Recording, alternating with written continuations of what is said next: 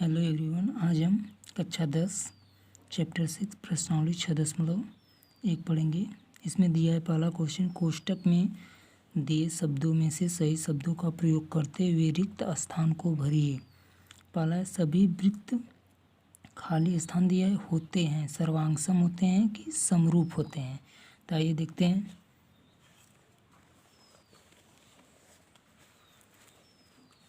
इस क्वेश्चन के लिए हमने वृत्त बना लिया है।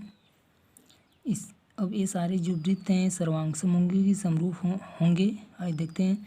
देखिए, यदि इनके आकार की बात किया जाए तो इसका भी आकार गोलाकार है, इसका भी आकार गोलाकार है, इसका मतलब सारे के आकार की बात किया जाए तो आप कहेंगे कि सबका आकार गोलाकार है। तो जो समरूप होता है वो आकृति के आकार पर डिपेंड करता है।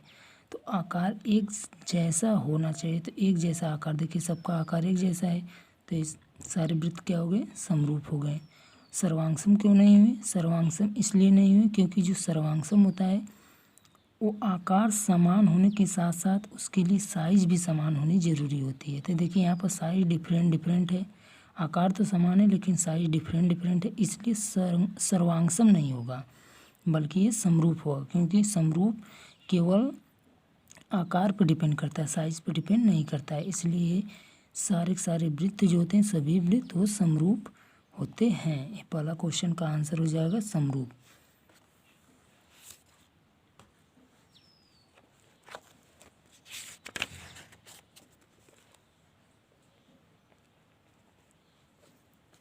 अगला क्वेश्चन नंबर 2 है, सभी वर्ग होते हैं समरूप होते हैं कि सर्वांगसम होते हैं?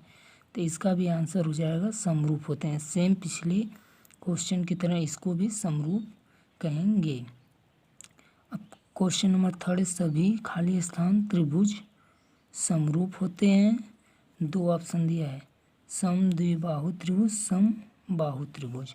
तो कह रहा है सभी समबाहु त्रिभुज समरूप होते हैं कि सभी समद्विबाहु त्रिभुज समरूप होते हैं? तो आइए देखते हैं इसको कि सारे समबाहु होते हैं कि सारे समद्विबाहु त्रिभुज समरूप होते हैं।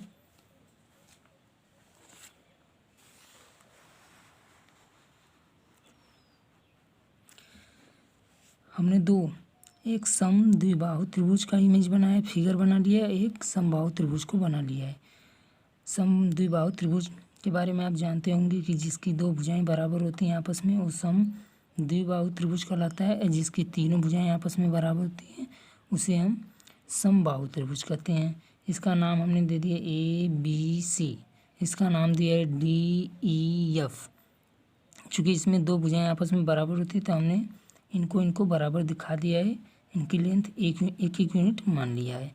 इसी प्रकार इसमें तीनों भुजाएं आपस में बराबर होते हैं, तो तीनों आपस में बराबर होते हैं तो इसको 1 यूनिट यदि एक होगी तो तीनों एक यूनिट होंगी। और इसमें सारे एंगल जो होंगे 60-60 डिग्री के होंगे, क्योंकि समबाहु त्रिभुज में सारी भुजाएं बराबर होती हैं और प्रत्येक कोण 60-60 डिग्री का होता है।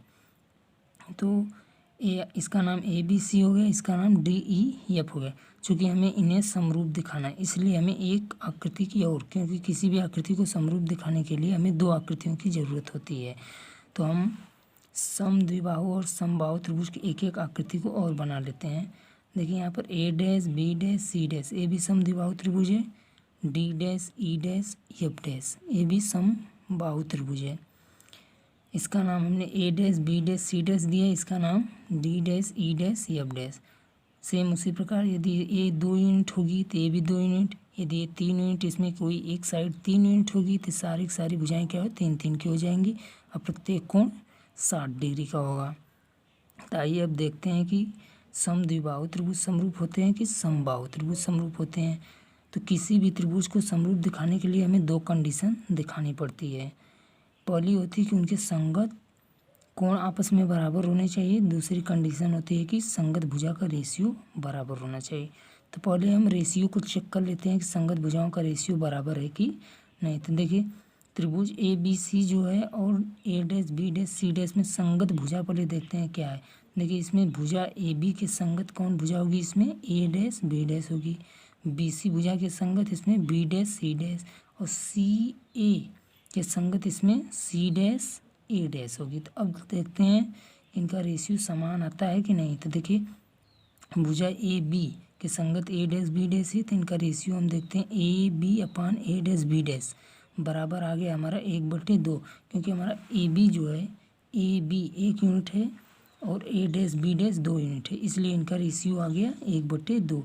अब देखते हैं अगला बी सी जो है, बी सी के संगत बी डैश सी डैश, इनका रेशियो देखते हैं कितना आता है। तो बी सी अपान बी डैश सी डैश बराबर 3/4, क्योंकि बी सी जो है हमारा वो 3 यूनिट है, तो इसका रेशियो आ गया 3/4। तो दो भुजाओं, इसमें देखिए यहाँ पर रेशियो जो आ रहा है वो अनइक्वल आ गया, चूँकि हम जानते हैं कि रेशियो इक्वल आना चाहिए।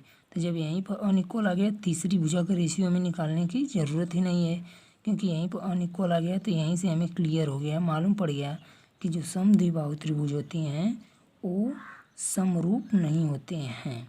अब चेक करेंगे हम समबाहु त्रिभुज को कि क्या वो समरूप होते हैं।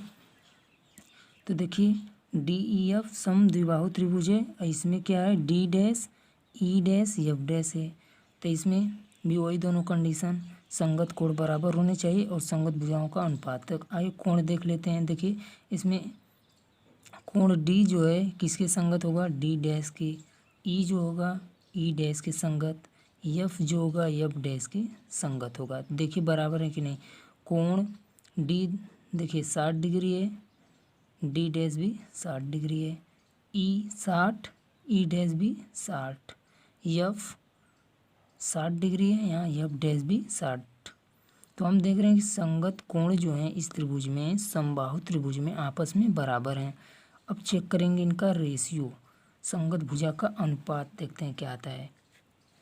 तो देखिए डी ई जो भुजा है इसमें डी डैश ई डैश के संगत है और ई एफ जो है वो इसमें ई डैश एफ डैश के संगत है, और एफ डी जो है इसमें एफ डैश डी डैश के संगत है। तो अब इनका रेशियो देखते हैं क्या आता है। देखिए डी ई अपन डी डैश ई डैश का रेशियो आ रहा है 1/3, ई एफ अपन ई डैश एफ डैश का रेशियो देखिए आ रहा है 1/3। उसी प्रकार से जब आप F D upon F dash D dash निकालेंगे तो उसका भी रेशियो आएगा 1/3। तो हमने देखिए दिखा दिया कि इनके संगत कोण भी आपस में बराबर, संगत भुजाओं का रेशियो भी बराबर 1/3 1/3 1/3। तो दोनों कंडीशन समबाहु त्रिभुज फॉलो कर रहा है, इसलिए समबाहु त्रिभुज आपस में समरूप होंगे और समद्विबाहु त्रिभुज जो होंगे वो समरूप नहीं होंगे। तो इसलिए आपका आंसर हो जाएगा समबाहु त्रिभुज।